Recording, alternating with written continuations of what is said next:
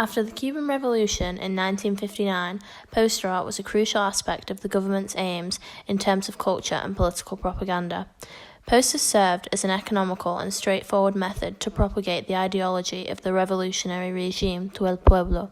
In particular, vilification of the United States was presented through poster art, especially following the Bay of Pigs invasion, to highlight the threat of anti-communism and to capture the political zeitgeist of the time. A key theme that they would comment upon is the intervention of the US, which is depicted in the following images. This is achieved through the use of colour symbolism, for example, with the links between the colour red and communism and the use of black and white to depict good versus evil. Another method through which this is achieved is the representation of violence and condemnation of political figureheads of the US. Finally, each poster portrays the international ideological struggle between communism and capitalism dominating the worldwide political scene. Through this, the posters serve to present a superior image of the revolution at the forefront of future revolutions around the globe. This first poster, by Luis Balaguer, published by la Organización Continental Latinoamericana y Caribeña de Estudiantes in Havana, depicts a brightly coloured cartoon image of President Richard Nixon as an evil tyrant. The poster was published in 1969, the year following the end of the Cuban Missile Crisis, from 1962 to 68. It was also published during the Vietnam War, and notably, 1969 was Nixon's first year of presidency. The caption, Jornada Continental de Apoyo a Vietnam, Cambodia y Laos, 15 al 21 de octubre, highlights days of the year allocated in solidarity with Vietnam, Cambodia and Laos. Victor Manuel Navarrete's poster, published by OSPAL in 1980, depicts a subversion of James Montgomery Flagg's 1917 poster, with a lightning bolt striking Uncle Sam's head. The poster follows the conventions of other posters calling for solidarity, and specifically draws attention to Cuba being ideologically in opposition to the US, as well as the involvement of the US abroad in Asia and Africa. Although the Cuban government and revolutionary ideology opposed and criticised the US, in the poster's year of publication, following economic deterioration in Cuba, a great number of citizens actually emigrated to the US in the Mariel boat lift. The 1972 poster La Paz de Nixon by Lázaro Abreu depicts a demonized figure of the then US President Richard Nixon, who is shown holding a Nazi flag sat on fighter jets which are dropping bombs over Vietnam, Cambodia and Laos. The poster was published in 1972 in the middle of Nixon's presidency and 3 years before the eventual end of the Vietnamese War. The United States fighting against the spread of communism is evidently a motive for the creation of this poster due to Cuba being a communist country unhappy with the interfering nature of US foreign policy. René Medeiros' poster was published in 1971 by the Organization of Solidarity with the People of Asia, Africa and Latin America, and shows President Nixon as an eagle gouging out a burning heart-shaped section of Vietnam, Laos and Cambodia. It was produced as part of Cuba's campaign to express solidarity with the countries being invaded by the US. It was published just 2 years before the US withdrew from Vietnam and marked the 10th anniversary of the Bay of Pigs. The symbolism of colour in each poster is strategic and conscious. It is utilised by the artist to further highlight the message behind the artwork. A common topic that each poster comments on is the interventionist behaviour of the US in communist countries. To achieve this depiction, each artist has integrated use of red, a colour which historically has and still represents communism. It can be seen in Nixon's eyes, the text below the image of Uncle Sam, and in the red background and red heart of the other Nixon posters. It represents the battle that Cuba once faced against the capitalist US, and adds an emotional dimension, as the viewers are part of the communist nation and therefore should see a piece of themselves in each poster. Red also connotes violence, blood and death, contributing to the villainization of the US, as in the posters the red is related to each US president or figure. For example, the fact that Nixon's eyes are red could suggest that his soul is evil and that his thoughts are predominantly about violence and destruction. Another example is in the poster in which Nixon is portrayed as an eagle. The area of land that Nixon is touching is burning red, highlighting the link between his intervention in Southeast Asia and the violence and bloodshed that took place. This villainization is further demonstrated through the contrast of black and white. In all posters but one, The US president is depicted in black and white, forming a stark contrast to the red in each poster. This represents the darkness within the US presidents and the evil that they embody, which they ultimately inflicted upon the communist countries. A key example of this is the poster of Uncle Sam. The original image, which was published by the US, shows the character in colour, creating a lighter and softer appearance. However, Navarrete has decided to use a grayscale palette to emphasise the stern and serious expression of Uncle Sam, giving him an overall negative, dark and evil exterior. Colour therefore plays an important role in each poster to condemn the US and their violent and destructive anti-communist actions.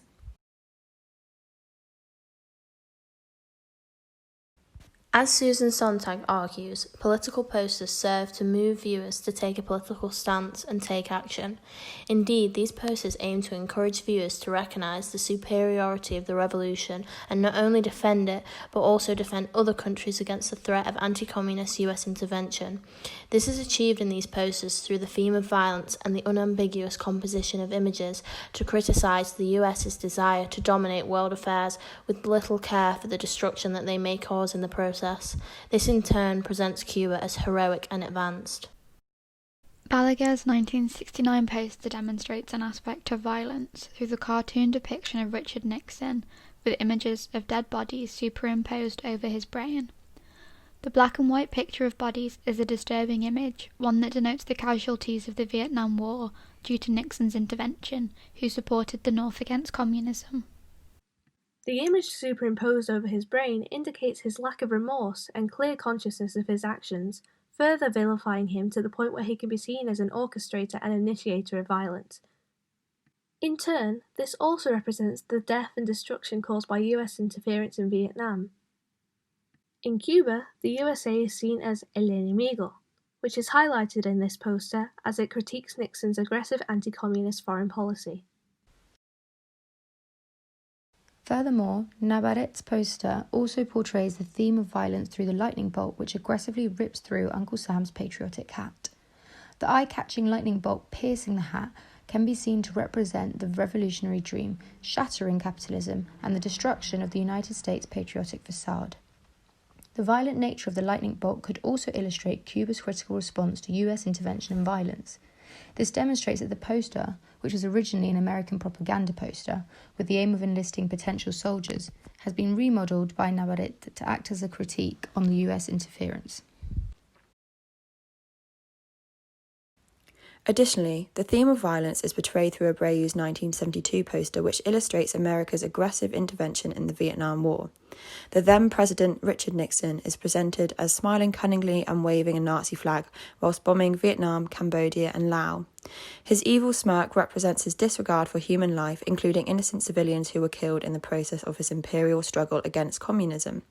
His violent foreign policy against the communist South is seen as additionally evil, as the poster depicts him having no remorse and being content with the destruction he is causing in Asia, emphasising the vilification of his image. In addition, the Nazi flag evokes a comparison to Hitler, a fascist dictator who is collectively remembered as a common enemy due to his brutal annihilation and repressive regime. This comparison further highlights the theme of violence, alluding to the effects of US intervention, as Abreu presents Nixon as a leader whose policies are damaging and destructive to world affairs, especially towards the ideals of the Cuban Revolution. Similarly, the last poster in this cluster, created by Medeiros, also uses flight to illustrate the theme of violence, through the vicious eagle with Nixon's head hovering over Vietnam and Cambodia. The eagle is a savage animal, hunting for vulnerable prey, which can be seen as a metaphor for Nixon's fight against communism, which is arguably what he used as a justification for imperial aggression, put forward by Striffler. This demonstrates the theme of violence, as the poster highlights the controlling and dominating nature of the United States. Furthermore, the clash of artistic style in the poster, with the realistic map contrasting with the illustrative body of the eagle and the superimposed photograph of Nixon's face, creates tension in the image. This alludes to the clash of ideologies in the war and emphasises violence. A notable element to compare in the last two posters is the image of Nixon in flight, both as an eagle and sat on a plane.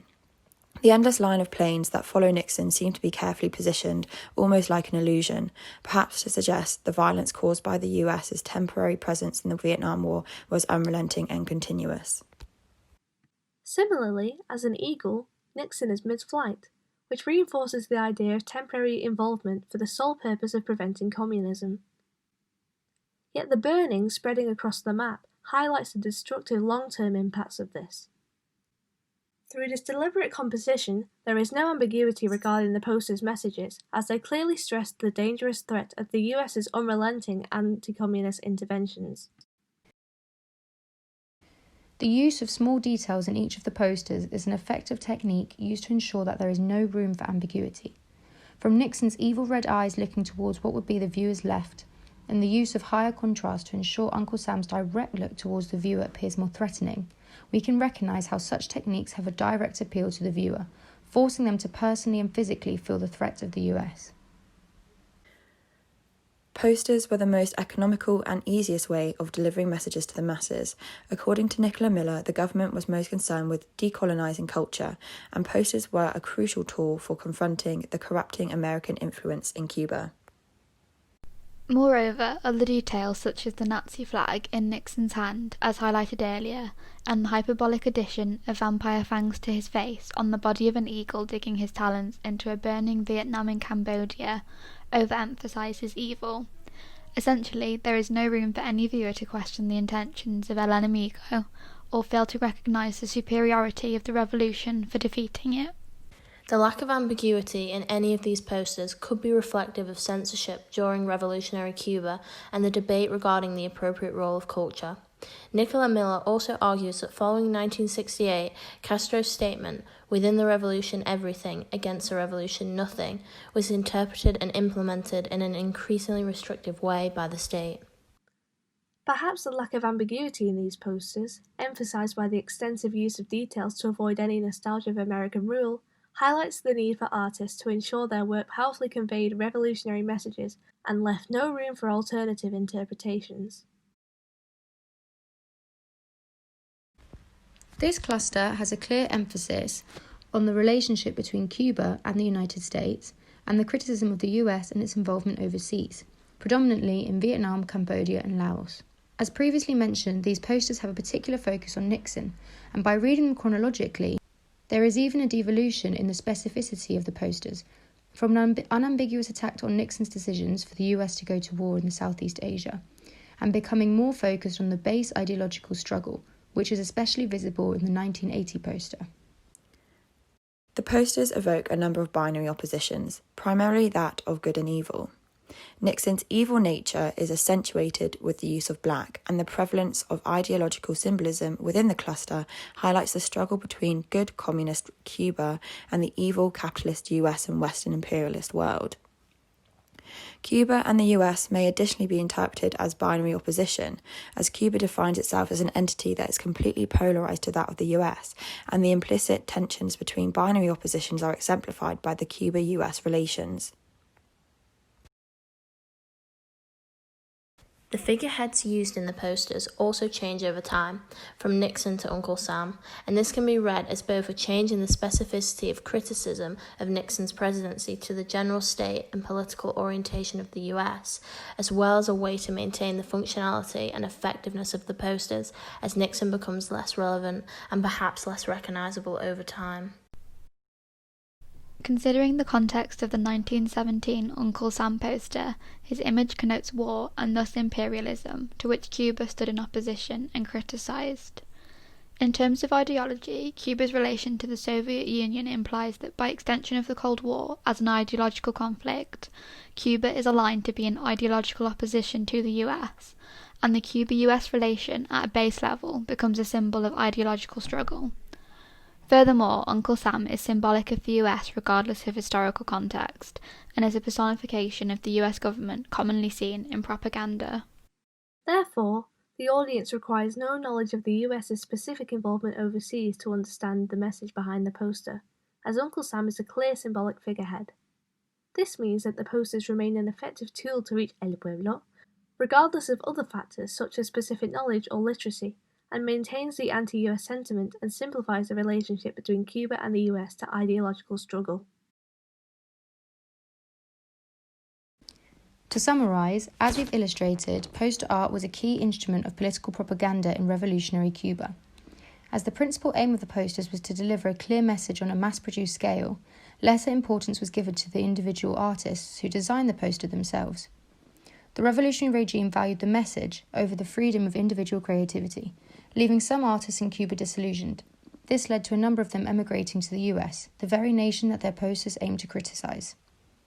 All in all, these posters are extremely effective. The use of colour symbolism, the themes of violence, an ideological struggle, and a lack of ambiguity demonstrate their utility in delivering a political message, a crucial element highlighted by Sontag. Evidently, they serve to spark hatred towards the US and its destructive anti-communist foreign policy, whilst conveying the superiority of the Cuban Revolution for withstanding this threat.